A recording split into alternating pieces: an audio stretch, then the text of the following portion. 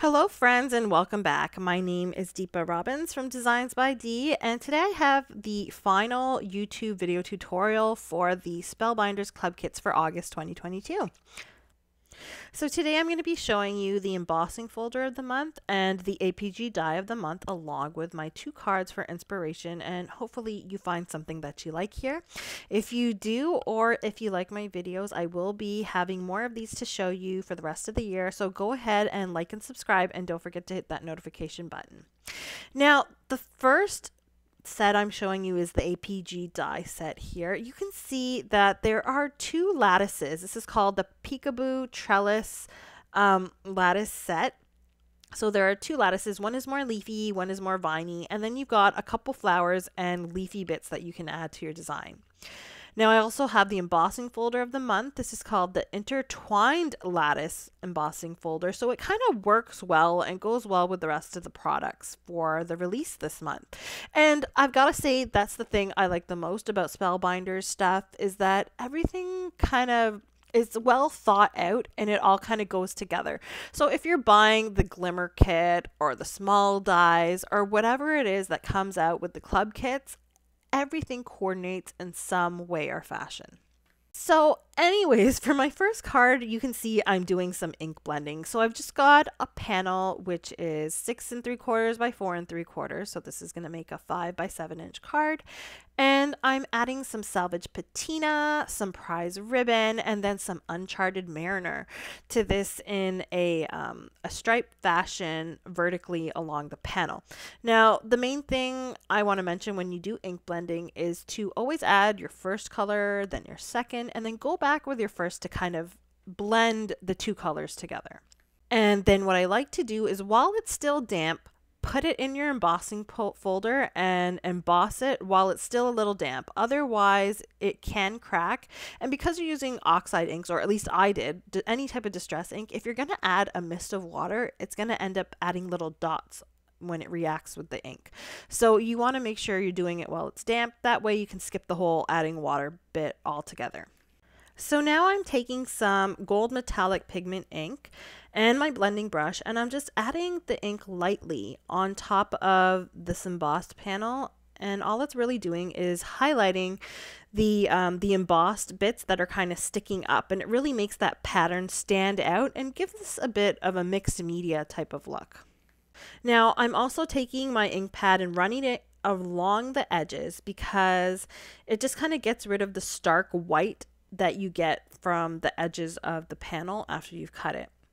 Now I've taken the APG die, the viney trellis, and I've cut it out of some cream cardstock, and now I'm going to actually add some gold glitter strips to the top and bottom just to give it a finished look. So you could use some strong adhesive to attach these, which is what I normally do, but liquid adhesive works just fine. I'll cut off the extra pieces, and then all I have to do is add that to my panel. Now, before I do that, I wanted to cut out my sentiment, and I cut out the cheers from some gold metallic cardstock, and then I also cut out the shadow portion of that die from some vellum. Now, to put this together, I decided to use my Artist Tac Dry Adhesive. I've shown this in previous videos, and all it really does is make your intricate die cuts into stickers. So it basically comes as a pack of 25. There are 25 pieces of these sheets in there, and there's 2 release papers. One of them is blank and shiny, and one of them has the adhesive on it. All you do is stick your piece in the middle so that the area that you want to pick up the adhesive is at the bottom. You close the release paper, press it down, it picks up the adhesive, and then you can lift it up and use it as a sticker to stick it anywhere you like. So now that I've got the sentiment done, I will use some Barely Arts glue to attach that beautiful Peekaboo Trellis to the bottom of my panel. And then I'll just cut off the excess. Now, after I've cut off the excess, there are little bits that might kind of stick up, so you just might want to add a bit of glue underneath and just stick them down. And once I've got that on nice and well, all I have to do is add my sentiment. Now, because this is vellum, I will have to add my glue right where the metallic portions of the sentiment are placed on the vellum so that it's not seen through. But because I'm placing this on a background that's pretty busy, it's got a lot of color, even if you did kind of have your glue overflow, you're not going to see that. So now I'll go ahead and attach this to my white card base, which is 5 by 7 inches. And because my panel's a little smaller, I get a nice 1/8 of an inch border around the edge.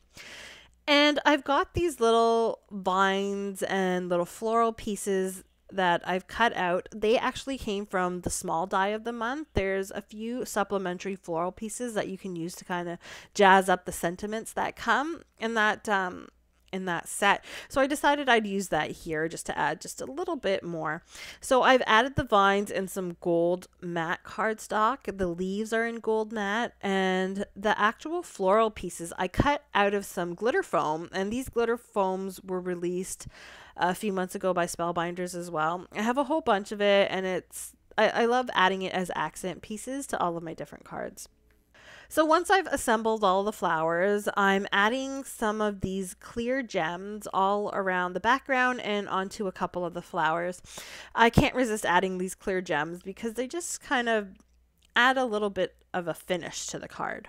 Now moving on to the APG die, this time I've grabbed the leafy one. And I'm going to move it about to 2/3 down on the front of my card panel. So this is my white card base. It's actually for a 5 by 7 inch card. I'm cutting this trellis 2/3 of the way down from the front of the card. Now, because this is an intricate die, I do recommend using a metal shim. I did kind of have to go back a few times back and forth, and that's mainly because my plates are a little bit warped. My acrylic pads are warped, so if I had put this on a nice flat acrylic pad, it probably would have cut out perfectly, even without the shim.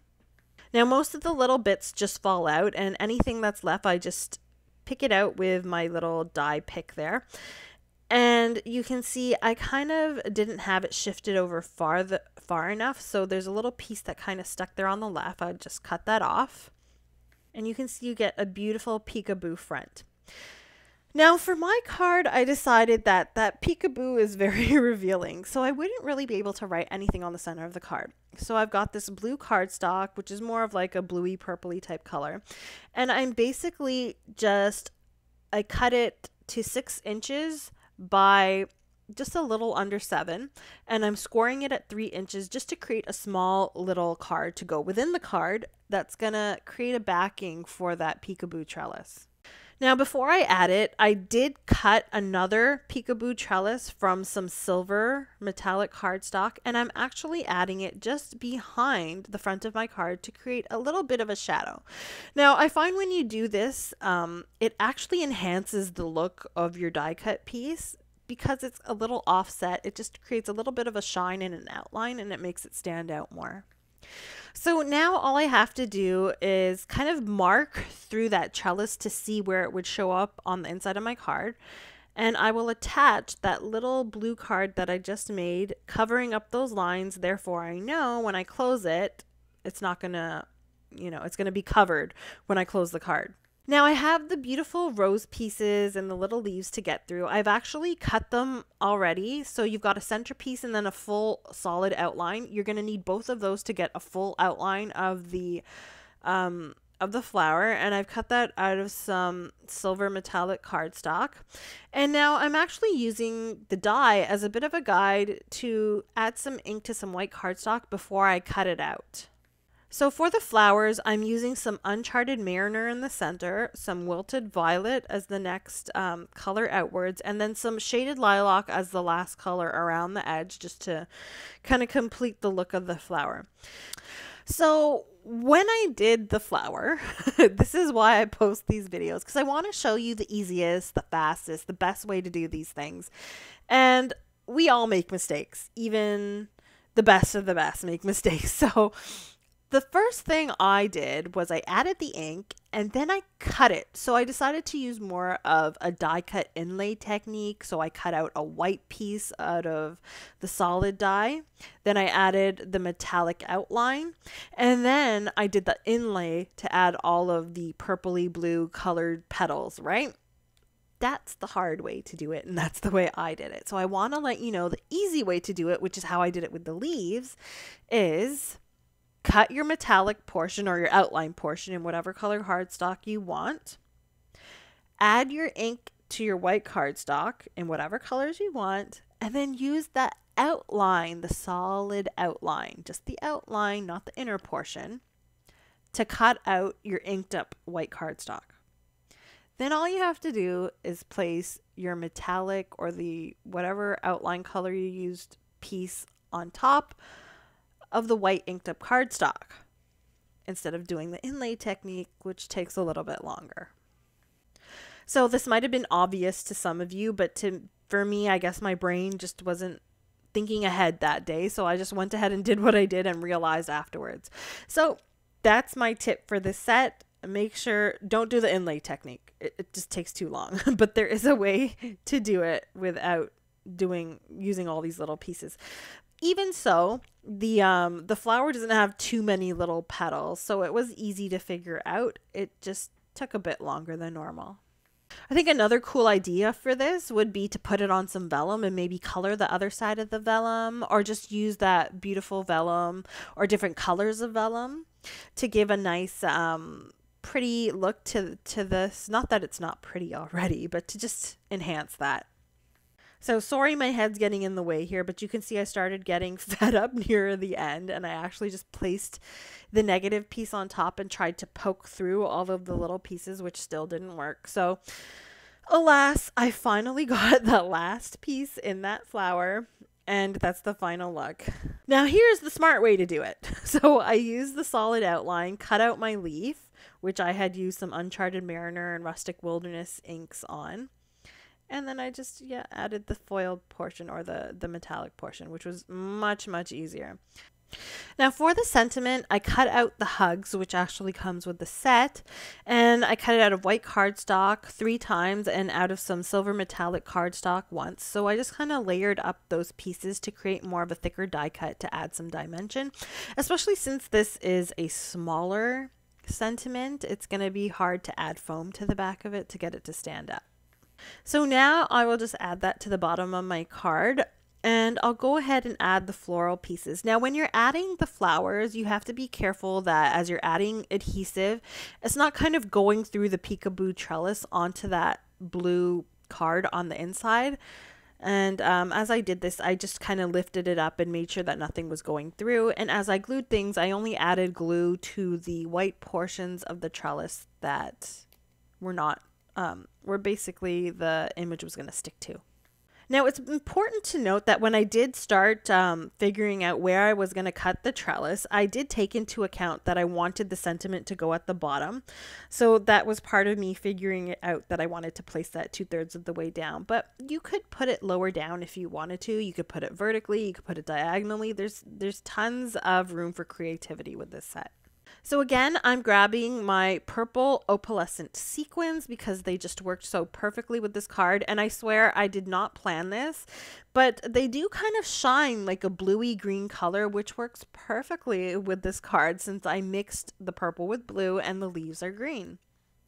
So along with the sequins, I also added some small clear gems because, I just can't resist adding these. And that was the final card. So once the card's finished and I've added all of those embellishments, basically it opens up. You have that blue behind the trellis so that you can't really see any writing on the inside of the card. And you can open up the little blue card on the inside to add your writing in there.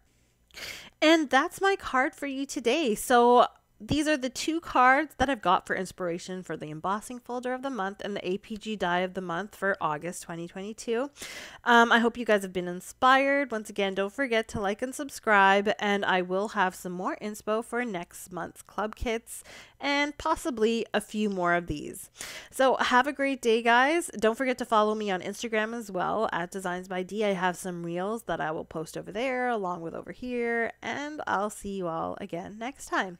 Have a great day, guys. Bye.